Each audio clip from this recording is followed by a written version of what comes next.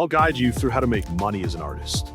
If you find this helpful, don't forget to like and subscribe.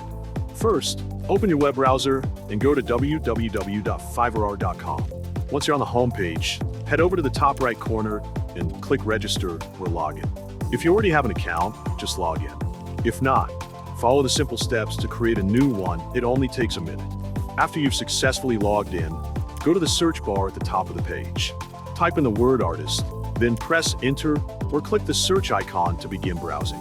Fiverr will now show you a wide range of artists offering various styles and services.